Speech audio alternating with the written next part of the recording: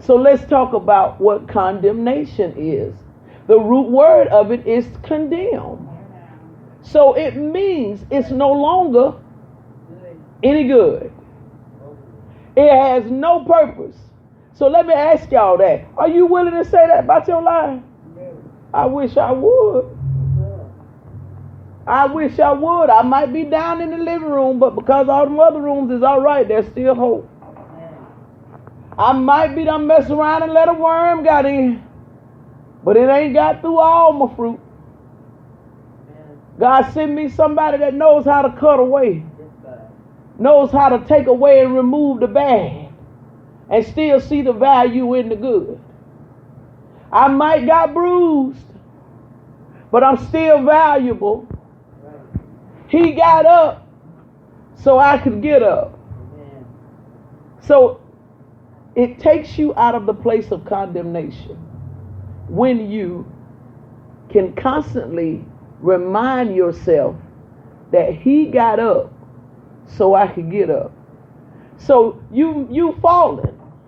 You messed up. Okay. Just as simple as that.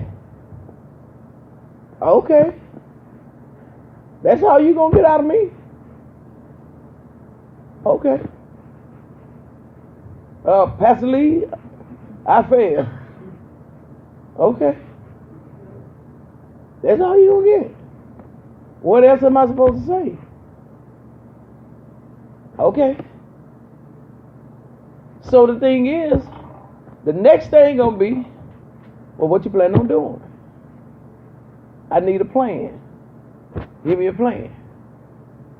The plan that tells whether you want to recover or not is if you say, I'm going to connect to the power source. If you say, I'm going to connect to the power source to get up, that means that's an individual that wants to recover. If you say stuff like this, I don't know. I really don't. I really ain't got no plan. You know what that says? That says that is an individual that's about to go back.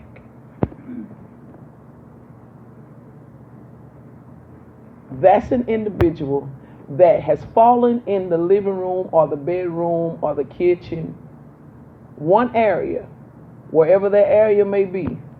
But they are about to allow that one area to contaminate their whole house. So everything is going to become off kilter. All because of no decision to get up. The worst thing you can do for yourself is to say, I don't know. You need to always have a plan for your redemption. Y'all better hear what I'm saying to you today. You need to always have a plan for your redemption. You cannot depend on nobody else to have a plan for your redemption but you.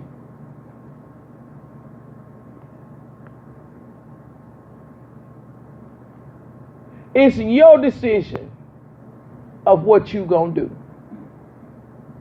It's your decision. And if you make the decision to get up, the power source will hook up.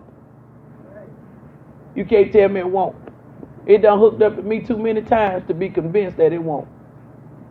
If you make the decision to get up, the power source will hook up.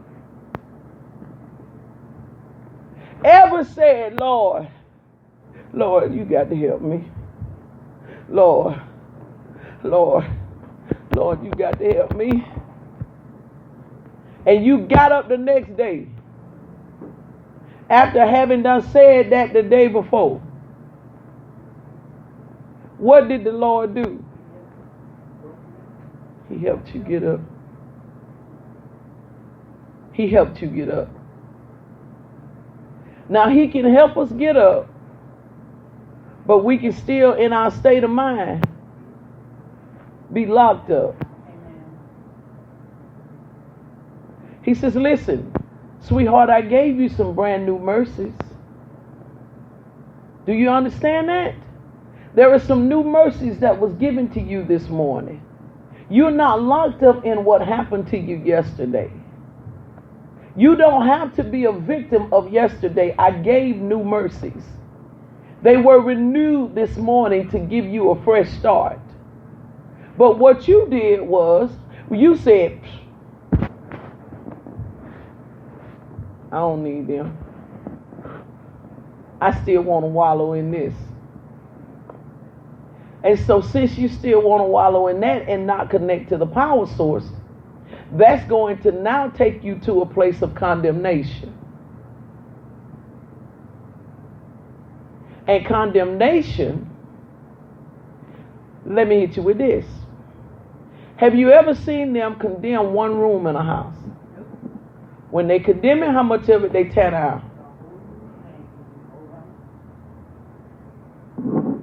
I just tried to tell y'all that if you have fallen in an area, clean it up. Get up. Do not allow it to take over your whole house. Define the place where you need the resurrection and get it. You may be good in your kitchen. You may be good in your living room. But you may be failing in your bedroom. You may be good in your bedroom, but you may be failing in your living room. Find the place where the resurrection needs to happen and invite the Holy Spirit to become the power source to help that area. Because there's nothing else that we do that's going to help that area. I don't care what you try to replace the Holy Spirit with, it is not going to be sufficient enough to help you. It can provide a temporary pleasure, but you're going to still find yourself messed up with that and still needing the power source. Define the areas where you need him, y'all. Define the places in your life where he needs to become the power source and allow him to become your power source. Say this to that area. He got up so I can get up. I don't have to stay here. As a matter of fact, I'm not going to stay here. Why? Because he got up. If he hadn't got up, I might couldn't get up. But because he got up, I can get up. I don't have to stay a victim of this. I can win. I can win in this. I can win. It doesn't matter what area has me in a war. I can win.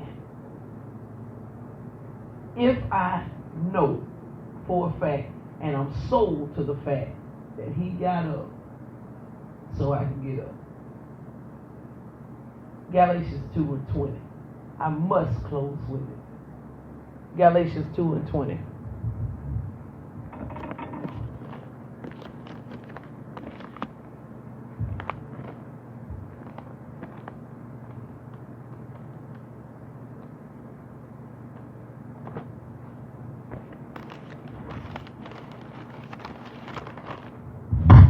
Galatians 2:20. Galatians 2:20. My theme for this year looks like. Paul says these words. He says, I am crucified with what? Today is celebrated as part of the crucifixion, the resurrection of the crucifixion.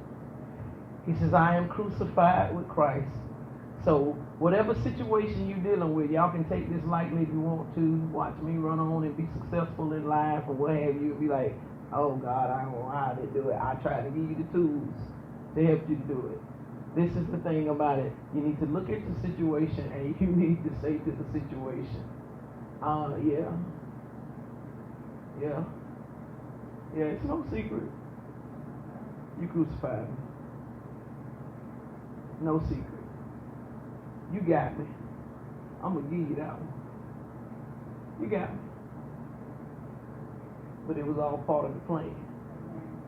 See, you get upset when you don't realize that it's part of the plan. That's what makes you mad. It's when you don't accept the fact that it's part of the plan. Some of the betrayal that come was part of the plan. Yeah. Having to look at the very people that you've been there for, and having to look at them and hear them say, crucify him, crucify him. You still have to understand and know that that's part of the plan. Because if you don't know that that's part of the plan, you will literally do what Jesus said. He said, listen, this is how bad he got with it, because he's a bad joker. I can't wait to see him face to face. He's a bad joker, boy. That joker said, listen. He said, if I want to, I could call in a legion of angels right now to clear this whole joint. That's what he told them. They could come and take me off this cross, stop every bit of this. He said, if that's what I wanted to do, because of the power that lives on the inside of me. That's why I ain't scared, y'all. I ain't scared. I ain't scared. I'm serious. I ain't scared.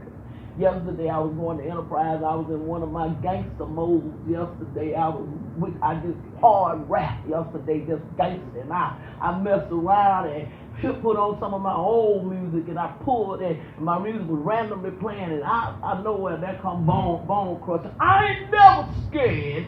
I ain't never scared. I said, oh, I cut that off right quick. I ain't gonna listen to that one.